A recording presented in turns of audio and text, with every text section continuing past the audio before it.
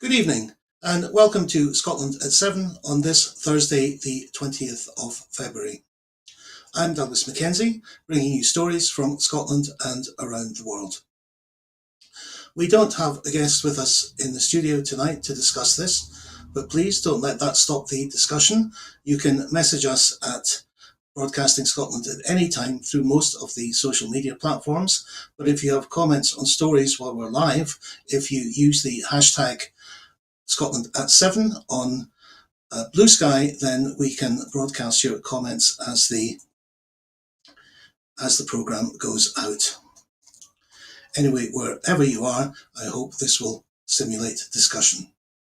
We begin the programme, as we begin all our news programmes, with the latest from Ukraine on this day 1093 since the full-scale invasion of Ukraine by Russia.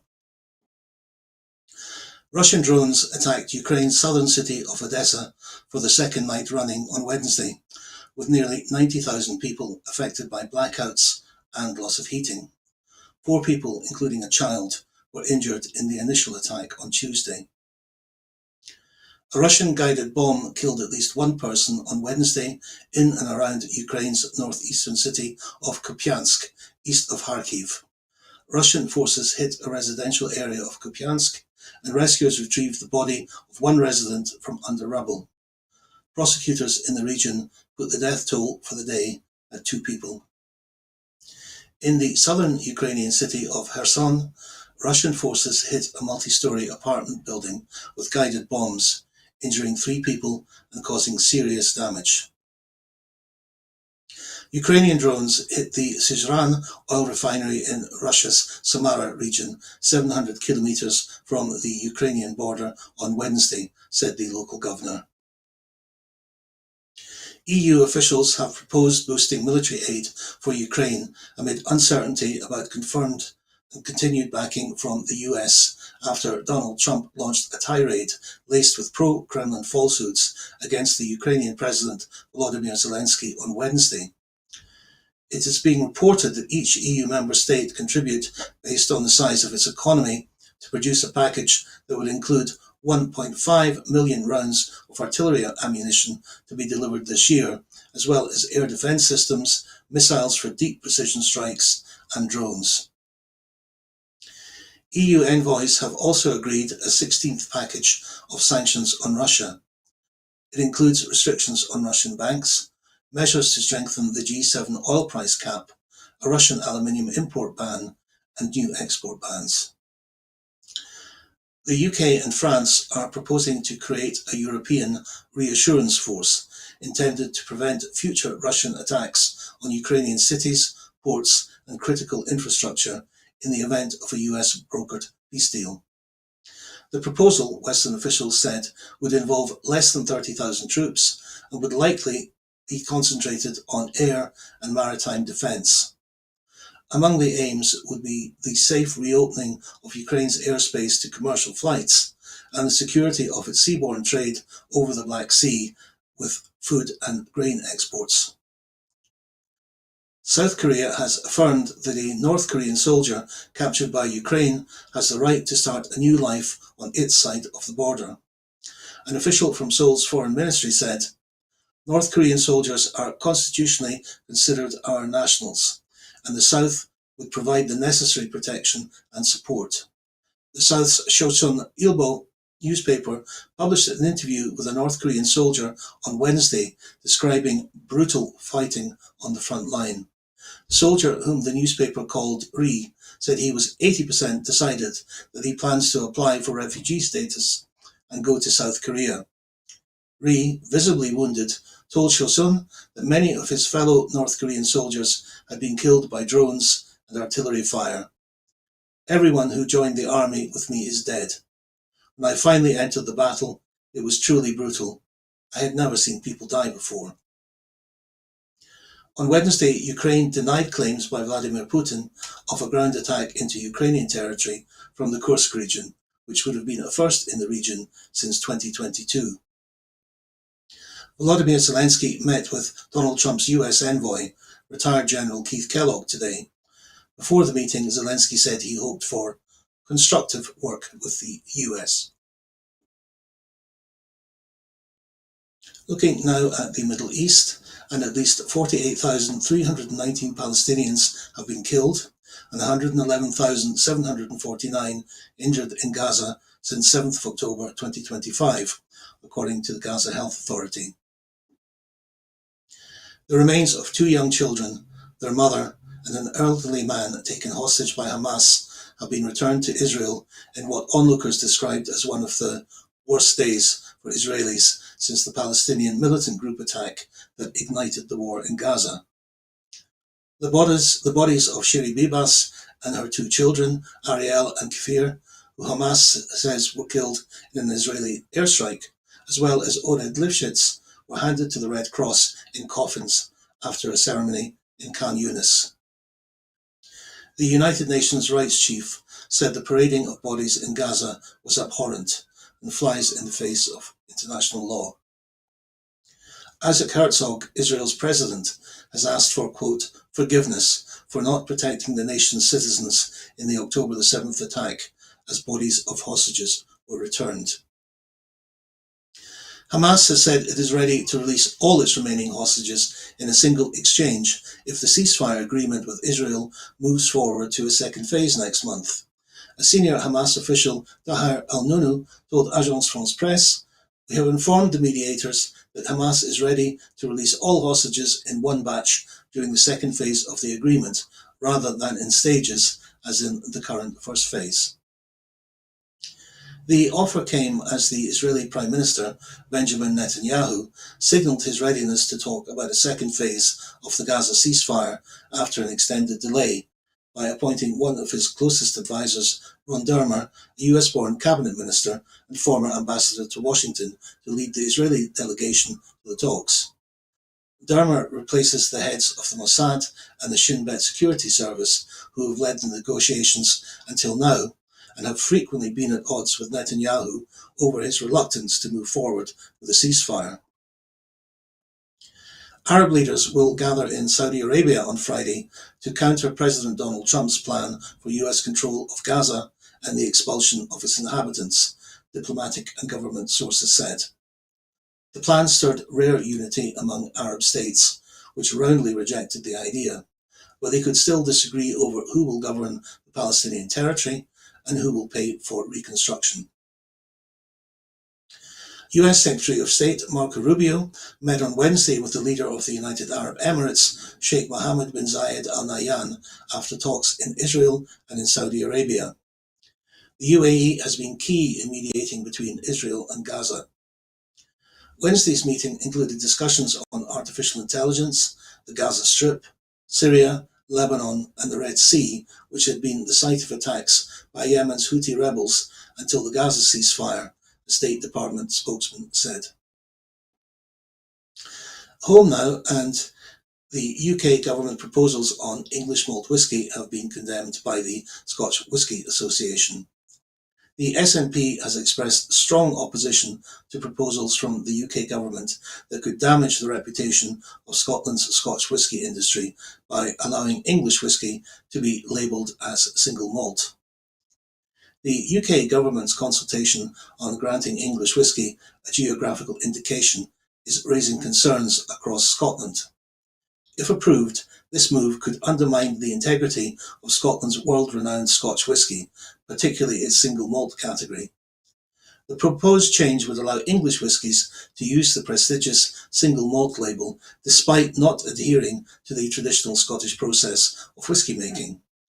Critics argue that this would diminish the standing of Scotch whisky, a product that has been built on centuries of tradition and high standards. The Scotch Whisky Association has warned that this shift would have significant consequences for the industry's reputation. Allowing English whiskies to use the same terminology as Scottish single malts would blur the distinction between products made with the time-honoured methods of Scottish distilleries and those produced with potentially different, less rigorous methods. The move could harm the public's perception of Scotch whisky, which is highly valued for its authentic connection to its place of origin. The Scottish Government has also raised its concerns, with Rural Affairs Secretary Mary Gudgeon emphasising the importance of preserving the integrity of Scotch whisky.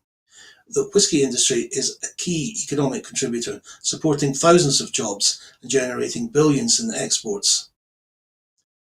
Hudgens stated that any proposal to redefine the term single malt would be damaging to the global reputation of Scotch whisky, especially if it allowed less authentic products to claim the same prestigious title.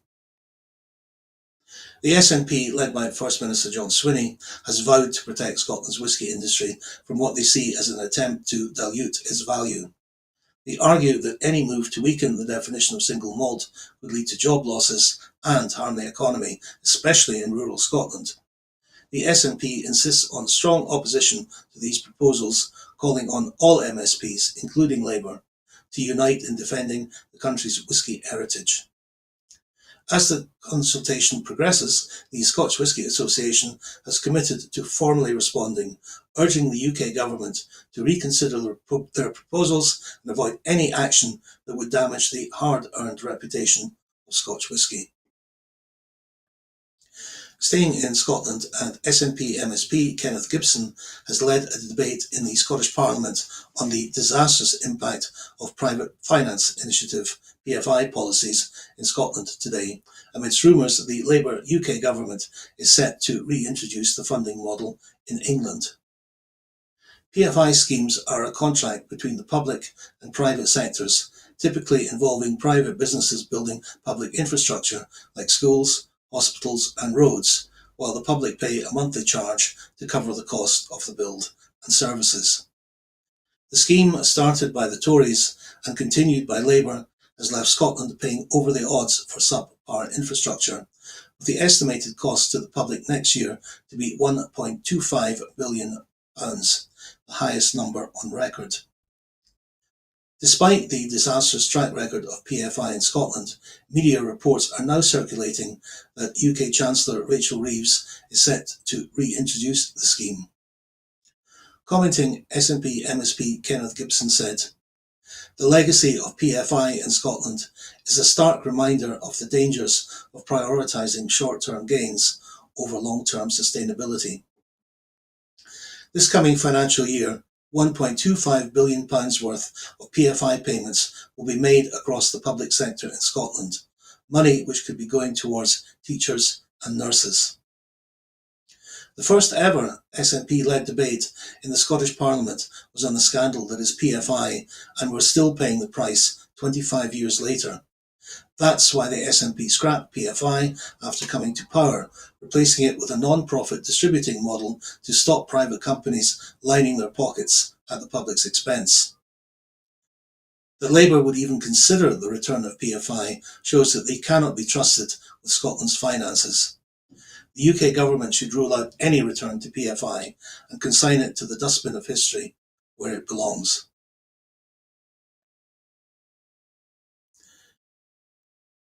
International aid from the UK now, and the former head of the Foreign Office has warned against cutting the UK's international aid spending, highlighting the risks it poses to both global development and the UK's reputation. Simon MacDonald, the ex-head civil servant at the Foreign Office, cautioned that reducing the aid budget, particularly to fund increased defence spending, would damage the UK's standing on the world stage. As the government considers ways to reduce spending across various departments, international aid is reportedly being eyed as one potential target. MacDonald emphasised that cutting aid would harm the world's most vulnerable populations, who rely on international support more than ever, especially as the US has already slashed its aid programme. The UK's aid budget was already reduced in 2021, dropping from 0.7% to 0.5% of gross national income. Now, as Chancellor Rachel Reeves faces pressure to trim government spending, there are concerns that aid could face further cuts. MacDonald warned that in times of financial difficulty, development assistance is often seen as an easy target, as it is not a top priority for voters. However, the reputational damage to the UK could be far-reaching, particularly as global needs for aid continue to rise, especially in light of cuts to US aid under the Trump administration.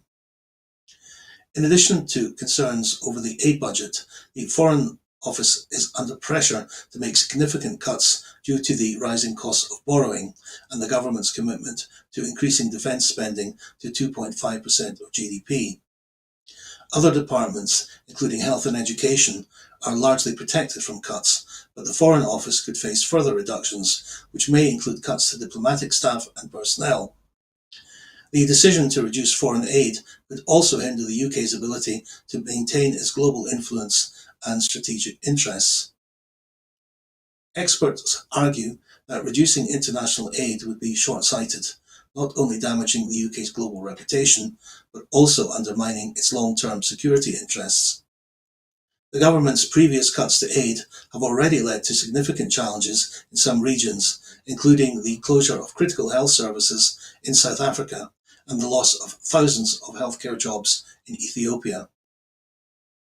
If the UK follows the path of further cuts in aid, it risks further isolating itself on the international stage and contributing to the worsening conditions of the world's most vulnerable populations.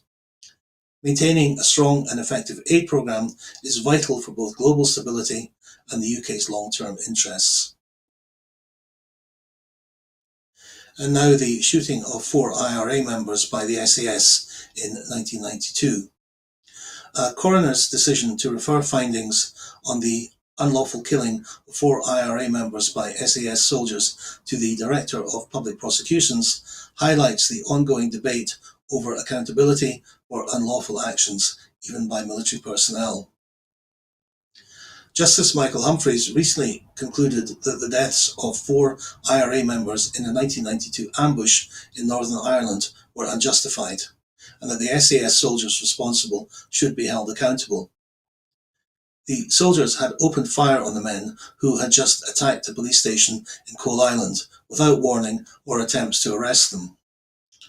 The inquest revealed that the soldiers fired up to 570 rounds at the men's stolen lorry as they arrived at a nearby church, and no effort was made to arrest them while they were incapacitated. Justice Humphreys determined that the soldiers' use of lethal force was not necessary nor reasonable, undermining their claim that it was needed for self-defence. The coroner's findings, which ruled the killings unwarranted, have sparked backlash from some Unionist and Conservative MPs who argue the ruling rewrites history. However, Humphreys emphasised that the law required him to refer the findings to the Director of Public Prosecutions, DPP, if there was evidence of a criminal offence regardless of the individuals involved. He made it clear that the Justice Northern Ireland Act 2002 left him no discretion in the matter. The families of the victims are hopeful that the DPP will now take appropriate action based on the overwhelming evidence presented during the inquest. The issue of accountability for actions committed during the Troubles has been a point of contention in the UK, with the government attempting to pass legislation that would prevent historic prosecutions. However, there is growing support, particularly from the Labour Party, for repealing this law to ensure the victims of the conflict can seek truth and justice. Germany now, and in Germany's election campaign, the rise of the far-right party Alternative für Deutschland, AfD, bolstered by controversial foreign support, threatens the country's democratic stability with concerns over increasing populism. The AfD, once a small party opposing Eurozone bailouts, has grown increasingly radical, now feeding off anti-migrant sentiment and incorporating extreme elements, including neo-Nazis. The party surge has been aided by significant interference from figures like Elon Musk and US Vice President J.D. Vance, who met with AfD leader Alice Weidel in Munich, lending high-profile support to the far-right movement. This foreign backing has raised alarms, particularly given the AfD's anti-democratic rhetoric and its focus on nationalism and exclusion. Since its formation 12 years ago, the AfD has consistently polled in second place, and in the 2025 elections, it is poised to capture a significant portion of the vote. Despite being under surveillance by German security authorities due to extremist ties, the AfD has shifted the national debate, forcing other parties to focus on issues like crime and immigration, while economic concerns and European security have taken a backseat. The rise of the AfD comes at a time of increasing populist sentiment across Europe, as similar parties in Italy, Sweden and Finland gain traction. However, Germany's post-war identity, built on rejecting far-right extremism, stands at risk. The AfD's success has been fueled by economic pessimism and dissatisfaction with the current government's handling of migration, which peaked during the 2015 refugee crisis. Germany's mainstream parties, including the centre-right Christian Democrats, CDU, have vowed to maintain a firewall against cooperation with the AfD. However, the firewall was breached when CDU leader Friedrich Merz, despite promising not to ally with the far right, accepted AfD support for a motion to toughen border policies. The interference from US figures like Musk and Vance has only deepened concerns about the threat to Germany's democracy. While Musk has downplayed Germany's responsibility for the Holocaust, analysts argue that such foreign meddling may only fuel extremism within the AfD. While AfD supporters may not fully embrace Trump, the party's growing connection with far-right movements in the US is undeniable, raising questions about the broader impact of these alliances on European democracy. As the election looms, many worry that without significant change from Germany's centrist parties, the AfD could solidify its place as a major political force, threatening the stability of both Germany and Europe.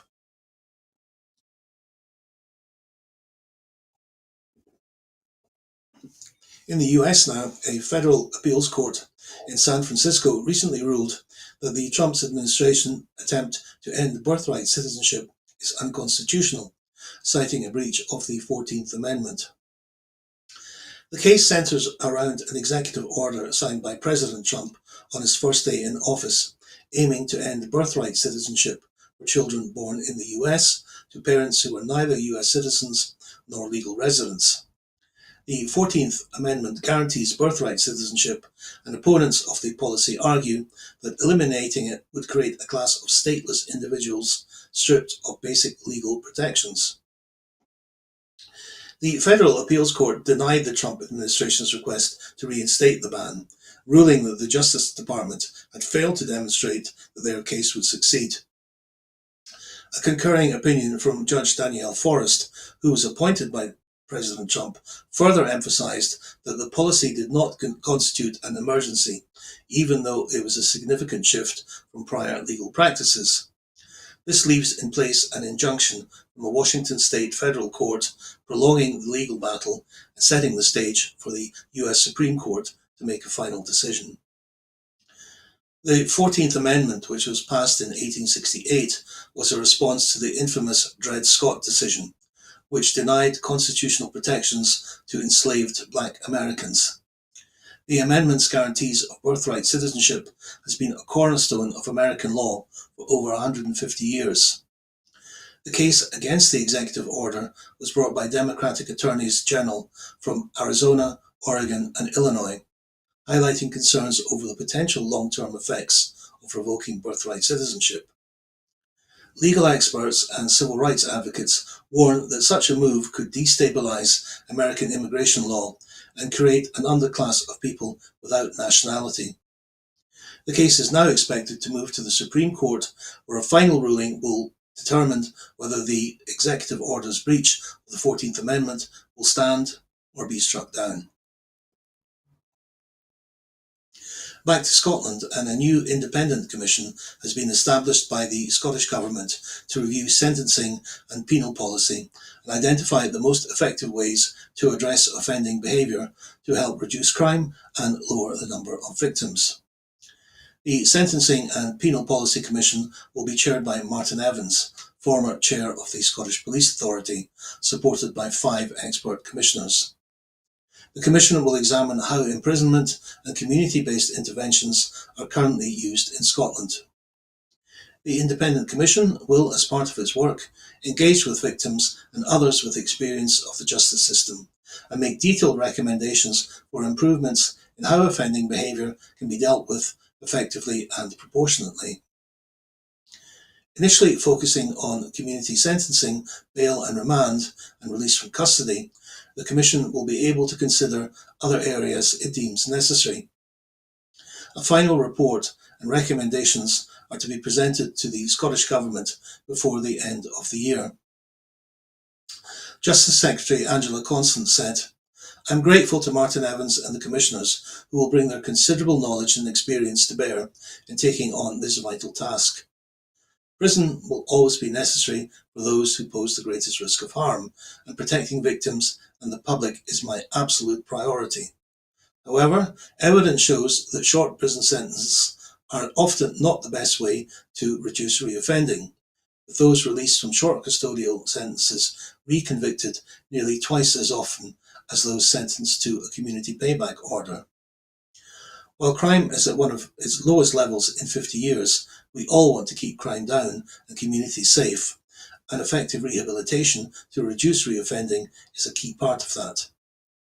So we need careful consideration of the best balance between imprisonment and community justice while protecting the public. The Commission will examine how and when custodial sentences and community interventions are used, how effective these are, and what more can be done to reduce reoffending. I look forward to their report. Staying with the Scottish Government, and legislative proposals to help restore nature and protect biodiversity in Scotland have been introduced in the Scottish Parliament.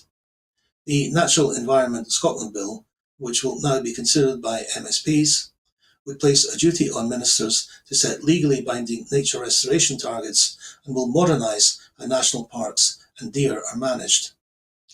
The legislation is a key part of the Scottish Government's strategic framework for biodiversity and complements the Scottish Biodiversity Strategy and related delivery plans. Experts have warned that a decline in biodiversity will make the climate crisis worse, while a changing climate will increase the rate of biodiversity loss.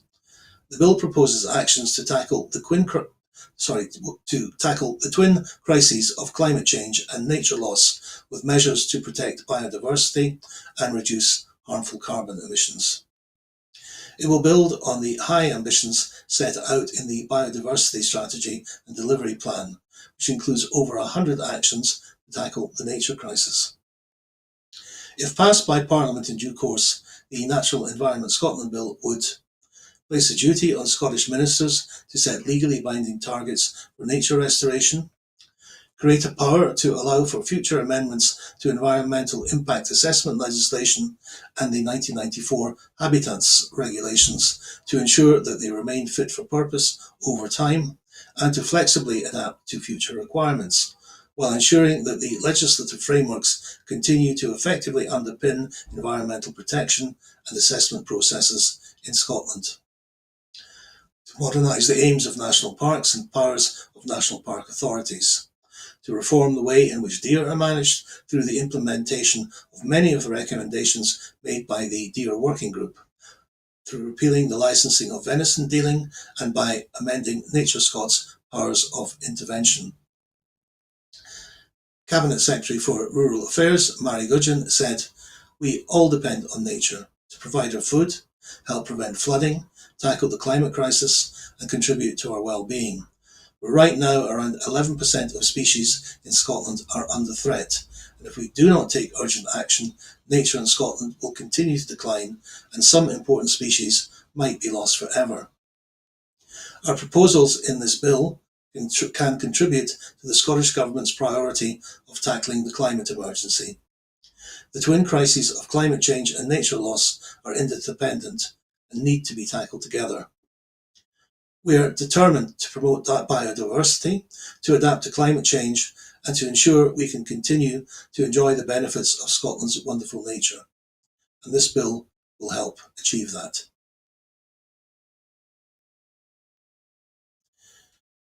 Still in Scotland and NHS Scotland. The Scottish Government's pledge to carry out 64,000 surgeries and procedures with additional funding by the end of March 2025 has been surpassed, new figures released to Parliament reveal. More than 75,500 NHS surgeries and procedures were delivered between April 2024 and the end of January 2025, around 11,500 more than pledged.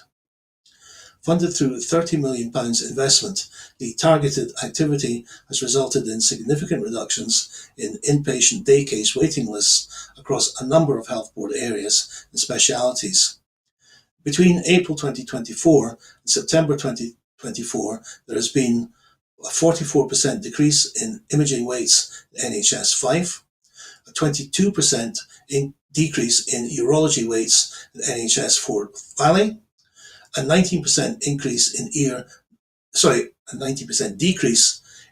nose and throat waits at NHS Highland, an almost 15% decrease in ophthalmology waits at NHS Lanarkshire, and an almost 10% decrease in general surgery waits at NHS Lothian.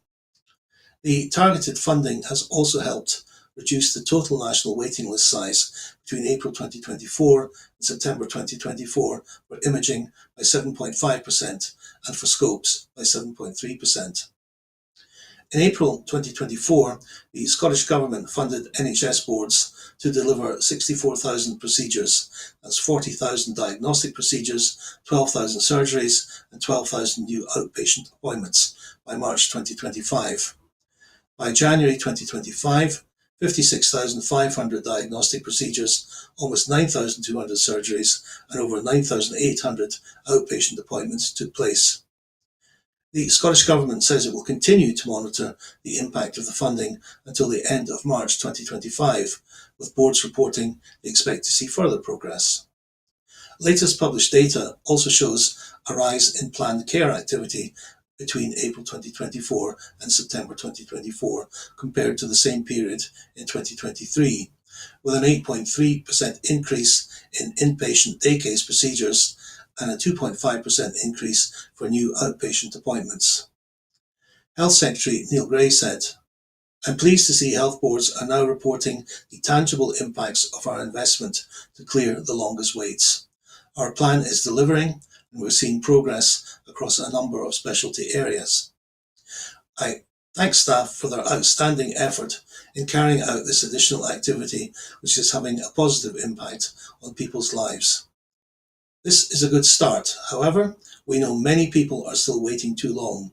We are determined to do more, and our 2025-26 budget, with cross-party support now agreed, will provide a record £21.7 billion for health, including £200 million to help clear waiting list backlogs, improve capacity and reduce delayed discharge."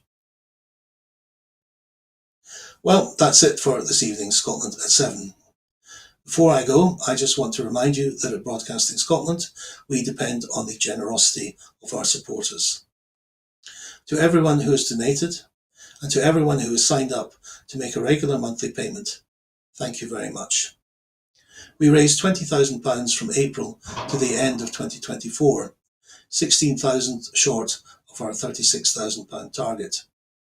We had to borrow £12,000 to enable us to pay our bills and survive, but the pressure is still on and we need to find enough regular donors to give us financial security.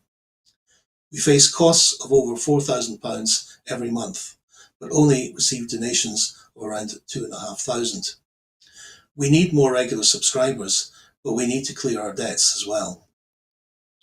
Our programmes will always be free to view. However, if you can afford £5 a month, please consider becoming a Broadcasting Scotland supporter, and please donate whatever you can afford. Thank you very much for watching, whether you're watching live or on catch-up, and remember you can comment on the station or on the news with the tag Scotland at 7 on Blue Sky. Please join us again tomorrow at the same time, well, preferably punctually tomorrow, where Ben Francis will present Scotland at 7. But for me, good night and thank you for watching.